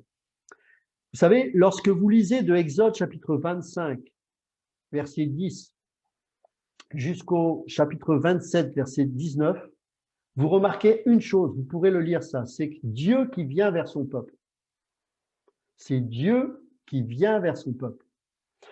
Ensuite, quand vous allez de Exode chapitre 27, verset 20, jusqu'à Exode chapitre 30, c'est le peuple qui va vers Dieu. Qu'est-ce que ça veut dire? Ce n'est pas toi qui acceptes Jésus-Christ. Ce n'est pas toi qui as décidé de connaître Dieu ou de t'approcher de Dieu. C'est Dieu qui s'est approché de toi. C'est Dieu qui t'a choisi. Et tu n'as pas accepté Christ. tu n'as pas eu d'autre choix que de reconnaître celui à qui tu appartiens. Donc, Dieu vient vers toi. Il m'a aimé, je l'aime, pardon, parce qu'il m'a aimé le premier. C'est la même chose. Tu ne peux pas dire « j'aime Dieu, c'est pour ça que je suis sauvé ». Non, tu n'es pas capable d'aimer Dieu. Je ne suis pas capable d'aimer Dieu. Je ne suis pas capable de m'approcher de lui. Je ne suis pas capable d'être sauvé. Je ne suis pas capable de me sanctifier. Car tous, Romains 3, 23, sont pécheurs et sont privés de la gloire de Dieu. Il n'y a rien de bon en nous. Nous sommes pécheurs jusqu'à la moelle, avant même notre naissance. Nous avons été conçus dans l'iniquité. Il n'y a rien de bon en nous. Mais Romains chapitre 5, verset 8 déclare, « Mais en ceci, Dieu prouve son amour envers nous, en ce que lorsque nous étions encore pécheurs, Christ est mort pour nous. » Donc Dieu s'est approché de toi parce qu'il t'avait choisi. Et la révélation que tu reçois par le Saint-Esprit vient par cette régénération qui te fait crier « Abba Père ». Mais ce n'est pas toi qui démarre dans cette chose, c'est Dieu. Et lorsqu'ensuite toi, tu viens vers Dieu, c'est juste ce qu'on appelle le travail de la sanctification. Voilà l'ordre des choses. Et là encore, pourquoi je dis ça? C'est parce que le souverain sacrificateur qui est Christ, c'est lui qui a fait cette œuvre. N'oubliez pas, on l'avait dit lorsqu'on avait décrit le tabernacle, que le souverain sacrificateur avait des vêtements très particuliers qui symboliquement, on verra ça la prochaine fois, représentaient énormément de choses. Et vous allez voir, c'est très édifiant parce qu'on parle de la sacrificature de Christ, bien sûr, mais aussi de la nôtre. Mais au-delà de ça, lorsque le souverain sacrificateur rentrait dans le lieu très saint, il faut savoir que c'était quelque chose de terrifiant. C'était terrifiant.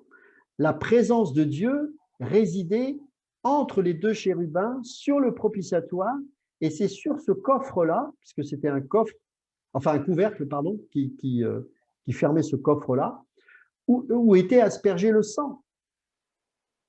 Et c'est pour ça que la parole le dit, sans effusion de sang, il n'y a pas de pardon. Donc ça, c'était déjà symbolique. Et c'est pour ça que ce propitiatoire, on l'appelait comment? Le trône de miséricorde. La miséricorde se trouve là où il y a le sang. C'est pour ça que le trône de Dieu a été établi à Golgotha sur la croix, là où il a versé son sang.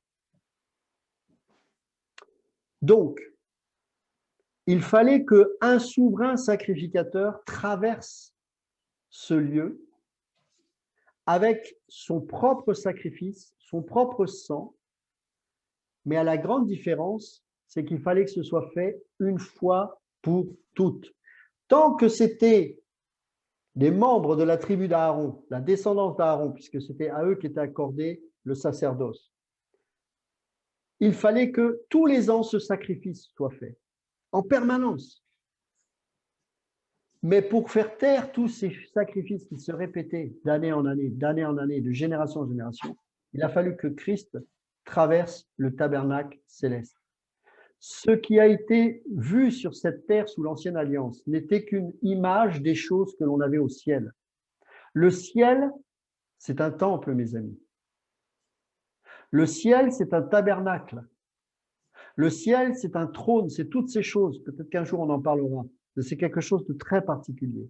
Et donc, le Seigneur a traversé le tabernacle et le lieu très saint pour venir avec son sang. Et parce qu'il, bien sûr, était Dieu, ce sang a été suffisant pour faire taire tous les autres sacrifices une fois pour toutes. Quand Jésus a expiré, avant d'expirer, il a dit à la croix, tout est accompli. Il est l'agneau, il est le sacrificateur et il est notre Seigneur. Le Seigneur ici, dans Exode chapitre 27, à partir du verset 20 et verset 21, il va commencer à nous décrire les vêtements sacerdotaux avant de compléter la description du tabernacle. La cuve d'airain, dans ce passage, n'est pas encore décrite. Il faut savoir, et on va l'aborder, je vais m'arrêter là, on va l'aborder la prochaine fois, les deux versets qu'on lira plus tard, Exode chapitre 27, versets 20 et 21, sont les versets clés de la compréhension des chapitres 28 et 29 du livre d'Exode. Parce qu'ils nous parlent de deux choses. Tout d'abord, que la provision de la lumière se doit d'être maintenue par le peuple de Dieu et les sacrificateurs, le fameux chandelier, la lumière, qui ne devait jamais être éteinte. Deuxièmement, que l'autel d'airain est présenté d'abord. Rappelez-vous que c'est le symbole de la croix. Puis ensuite, l'intercession dans les lieux célestes ensuite. Donc ce sont à partir de ces deux versets clés qu'on va pouvoir définir ensuite la tenue du vêtement du souverain sacrificateur. La lumière et la croix. Donc pour la prochaine fois, on va prendre tous les vêtements que le sacrificateur portait. Bien sûr, on y verra une préfiguration de tous les aspects de Christ, mais aussi du ministère que Dieu nous a confié.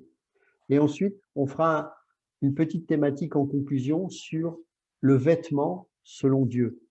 Vous verrez que dans l'histoire de la Bible, plusieurs vêtements ont été portés et Dieu accorde de l'importance aux vêtements. Une petite parenthèse, la nudité, aujourd'hui à cause du péché, quand bien même nous sommes nés de nouveau, est une abomination dans le sens où le corps doit être couvert.